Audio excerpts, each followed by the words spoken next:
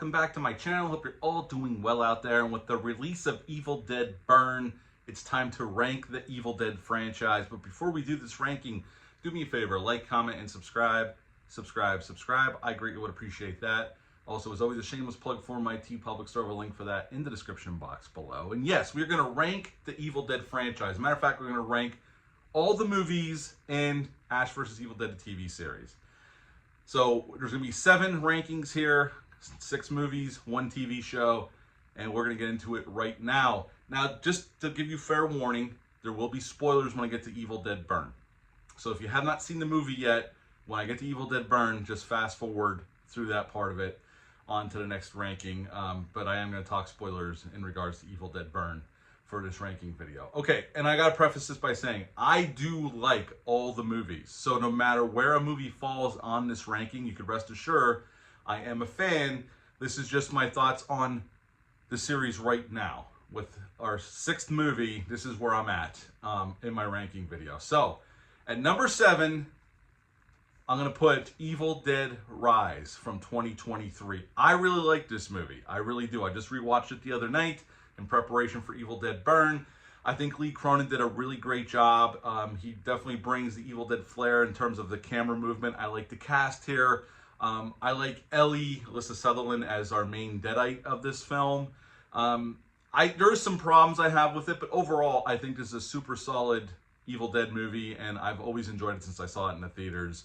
It took kind of the Evil Dead franchise out of the forest and into like a city and an apartment building, and craziness ensues. A matter of fact, I don't know if you all remember, this was originally supposed to go right to HBO Max, right to streaming, but it tested so well that Warner Brothers and New Line decided to give it a theatrical release, and it did really, really well.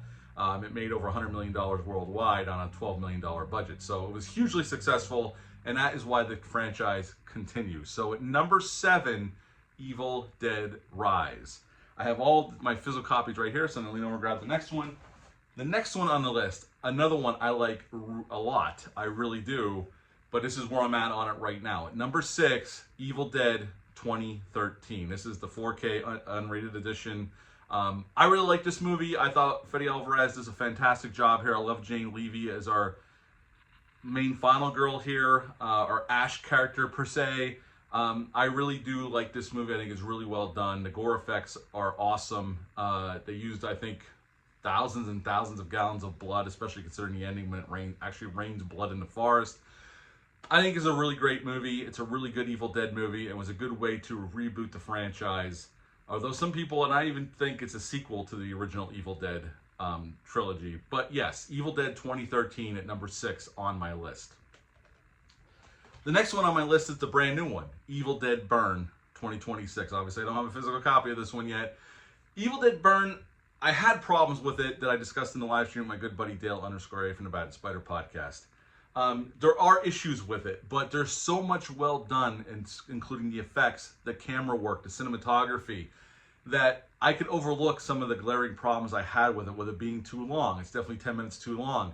I think it runs out of gas at the end. Our big bad, the effects around it look like garbage, and it took me out of the film. In the last moments, when mostly everything we've seen up to this point were physical makeup effects, and they looked amazing. We get this effect at the end, right in our finale, and it took me right out of the movie. It looked awful. I don't know.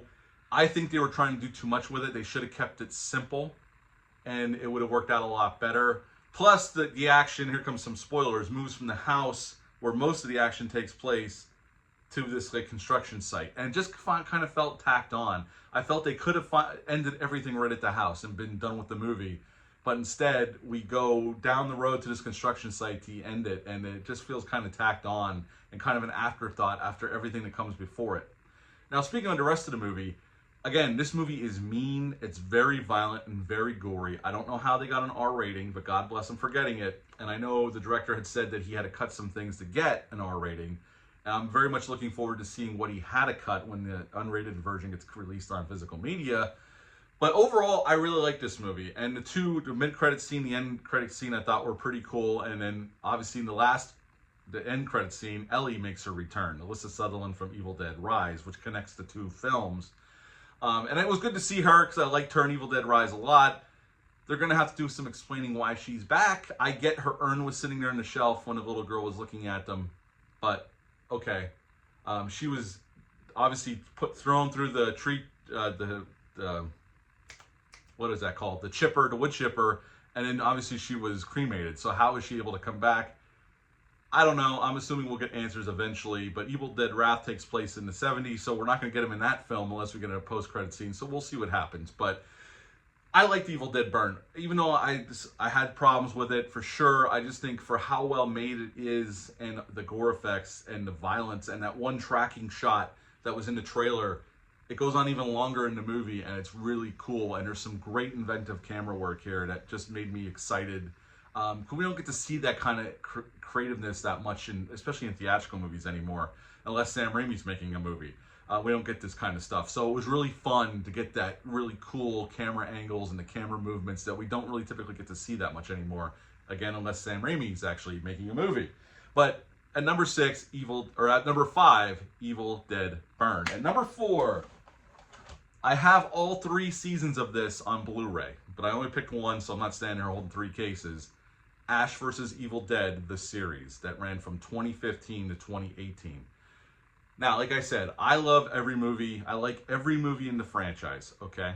And I like what they're doing with the franchise, but I'm always going to lean towards the Ash Williams end of the Evil Dead franchise. That's just me. I grew up with those movies. I absolutely love Bruce Campbell as Ash. I know a lot of you out there do.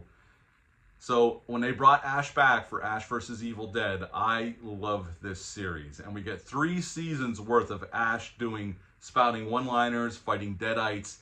And they definitely pushed the boundaries in the show. I mean, there's a lot of gore throughout almost every episode of this TV series. And I think the side characters, Pablo and Kelly, were a lot of fun. Bringing Ash's father into it. Lee Majors was great. I just think it's a really fun series. If you haven't seen it, I don't know where it's streaming, honestly, but it's definitely worth checking out if you've never seen Ash vs. Evil Dead. It's so much fun, and it moves at such a breakneck pace. And the first episode of the first season was directed by Sam Raimi himself, and you can definitely tell when you watch that first episode, it is badass. So yeah, number 4, Ash vs. Evil Dead, the series. At number 3, I'm going to go with the original Evil Dead. This is a 2-pack, so I'm going to need this for 2 of them. But at number 3, the original Evil Dead that came out in 1981. The original that started it all. Directed by Sam Raimi. Him, Bruce Campbell, Rob Tapert, Scott Spiegel. Went to a cabin in Tennessee and created this little piece of horror cinema that's a legend at this point. I know I talked about it in the live stream last month, how the first time I saw it at my buddy Chuck's house, it freaked me out, but I became an instant fan. Had to check out, Evil Dead 2, and then obviously Army of Darkness. Just a, low budget, but so inventive with the camera work. Some of the effects look really good, but it's a low budget, so some of the effects, especially in today's eyes, Troy said some of them look really bad. I'm like, well, they didn't have a whole lot of money, and this was a trial by fire kind of production. They were learning how to do this stuff as they were doing it. But what a great story of 3 friends raising money and going off to rural Tennessee in a cabin in the middle of nowhere and creating what would become a movie we're still talking about all these years later. So at number 3, the original Evil Dead from 1981. At number 2, Army of Darkness. This is when they got a big budget upgrade released by Universal Studios in the early 90s. This movie obviously goes in a completely different tone and direction, building off of Evil Dead 2, which we're going to talk about in a moment, which gives away what number 1 is, which, if you're a fan, you already knew what it was. This movie is so much fun, and this is the complete version of Ash. This is the full metamorphosis of what Ash Williams becomes and would go through through the series when Ash vs. Evil Dead came out. This is the Ash that, the final version of Ash Williams. And it's fantastic. Going back to the medieval times, bringing the Deadites back, but keeping that tongue-in-cheek humor, even elevating the cheesiness, even more so than Evil Dead 2. It's just a movie of its time. The effects are awesome, and they use pretty much every kind of effect that you could think of back then without using CGI, because CGI really wasn't, it was just in the beginning stages. So they were using stop motion and, all kinds of stuff, and K&B effects did the makeup effects.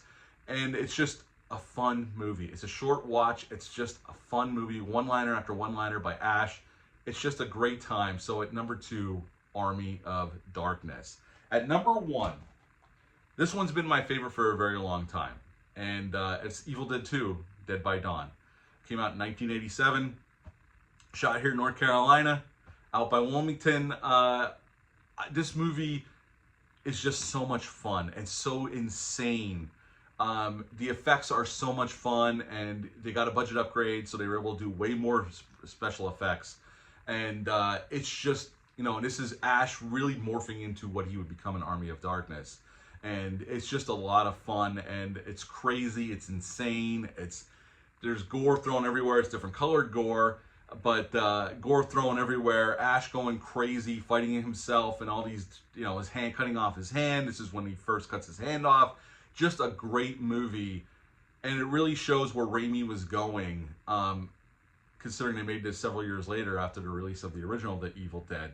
And it's a movie that I've loved since I saw it in the 90s, and I've owned it on VHS, DVD, and this Blu-ray, and I love Evil Dead 2, so at number 1, Evil Dead 2, Dead by Dawn. To go back and recap quickly, at number 7, Evil Dead Rise from 2023, number 6, Evil Dead 2013, the Fede Alvarez reboot, number 5, Evil Dead Burn, it just dropped this week. Number 4, Ash vs. Evil Dead, the series that ran from 2015 to 2018. Number 3, the original Evil Dead from 1981. At number 2, Army of Darkness. And at number 1, Evil Dead 2. Do me a favor, down below in the comments, give me your rankings of this franchise. There are no wrong answers. There's only right answers for you. So please leave what your ranking would be below in the comments. Hit the like button, hit the subscribe button, share this video. I would appreciate that. This caps off our Evil Dead stuff, considering we got a brand new movie. Until next time, bye.